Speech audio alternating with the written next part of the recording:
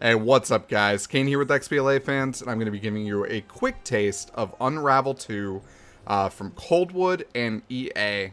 This game is available for $19.99 on Xbox One, PlayStation 4, as well as Origin for PC. You can check this game out on EA Access or Origin Access, and you can kind of check the beginning demo out. I've skipped past that area for that reason.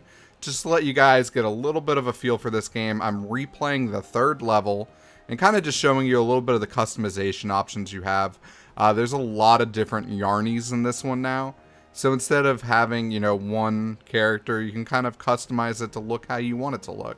You can change the color, you can change the body type, you can change the head type. There's actually these cool challenge modes that allow you to unlock more yarnies, and that's something I'll let you guys check out later. But the game is a little bit tighter than the first one. Just immediately I noticed that.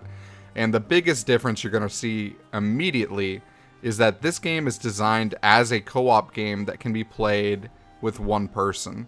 It's just incredibly well done. You can play local co-op where one player takes care of one yarny and the other player takes care of the other. Or you can play it like I'm doing it now, which is I'm playing this completely solo. And it's just very tight. So what you do is you basically have the two different yarnies, and you can split them apart. Or you can, group them back together where they kind of hold each other, and it plays like one character at that time.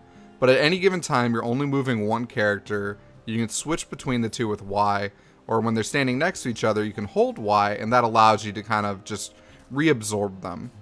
The game is very lighthearted, a little more playful, a little less grim and dark than the first game. And that was an intentional statement from the development team. They said that they wanted this one to be a little bit more about the relationships you build, after your light, has kind of disappeared. So in this game, you have these two characters now that are interlinked.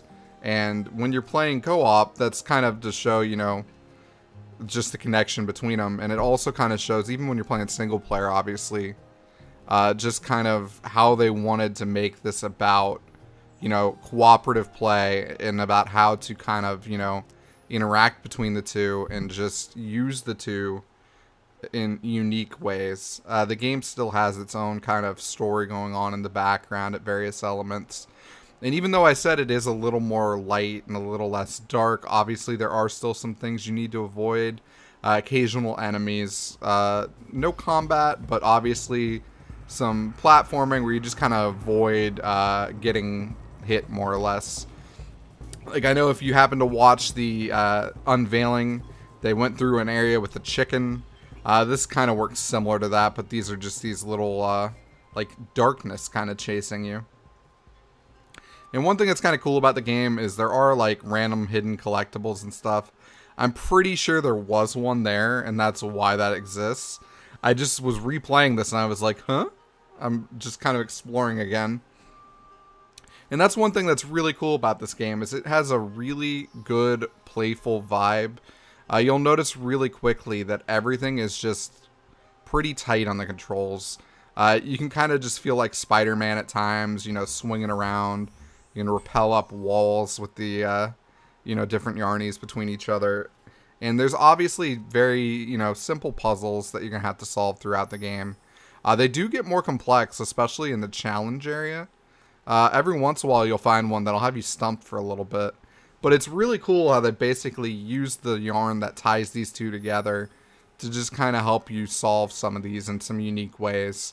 So at any given time, you can use the LT button, which will allow you to kind of just, climb back up. And it's just a really well done mechanic. As a whole, I actually wasn't the biggest fan of the first Unravel, but I've been loving this one. I'm about 3 hours into the game. I think I'm more like 2 hours into the game, and I'm about halfway, just to give you a perspective on how the game has been. But I mean, for the 4 levels I have played, there's 7 total. I thought it was really good, and I know for a fact I'm going to want to probably go back and replay them.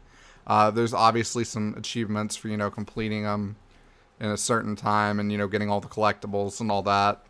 I know there was like a gold medal run or something you needed to do at some point. But the game still uses some of the same basic mechanics that you might remember from the first one. You can, create trampolines and, kind of rope bridges. And these will allow you to bring objects, from one point to another to get them somewhere that you couldn't get them. You can also do some cool stuff now with where you can, hang from one player up at the top, and the other player can, kind of go down and then, swing around. It's screwed up here, actually, but that just lets you see, kind of what happens when you do get hit by one of those guys. Because when you actually are playing it correctly, the game feels really fluid, and you'll notice it just in the difference between, like, that and what I was doing earlier. You can just kind of see really instantaneously that the game just... It's fluid. It's really tight. The gameplay just works. Everything just feels good. I've really been enjoying this. It's a fairly simple puzzle platformer. I wouldn't really call it super difficult by any means, but that's not a bad thing at all. It's really charming. Obviously, it looks beautiful. And the gameplay will just make you smile for the most part because things just kind of work. Like sometimes you play a game and you're like, man, I hope that it would do this. And a lot of times I found myself sitting here in this game and being like, oh, awesome. It works just like you were hoping.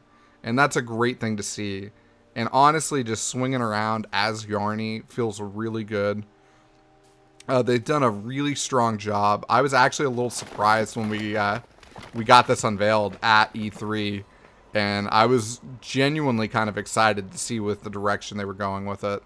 Because I've loved some of the co-op stuff that I've seen recently, that have basically used, just co-op as more than just a mechanic. And in this game, it really does work well. They've kind of pushed it to a good spot. And I think they've done a really strong job with this.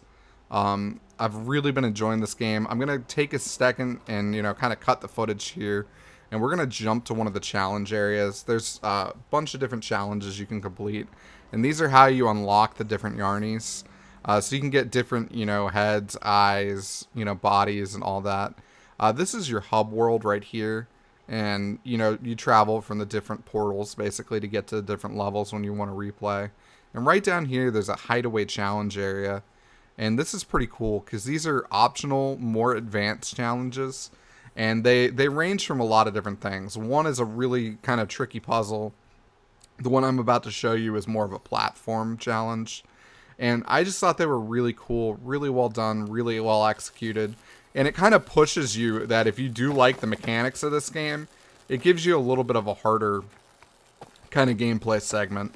But it keeps these out of the main game for the most part to, keep from just, putting you in something that could feel really, really frustrating if you weren't nailing it right away. Like this one, honestly, I made that look somewhat easy, but it took a couple tries the first time I did it on stream. It takes a little bit to get used to just kind of walking back and forth versus jumping.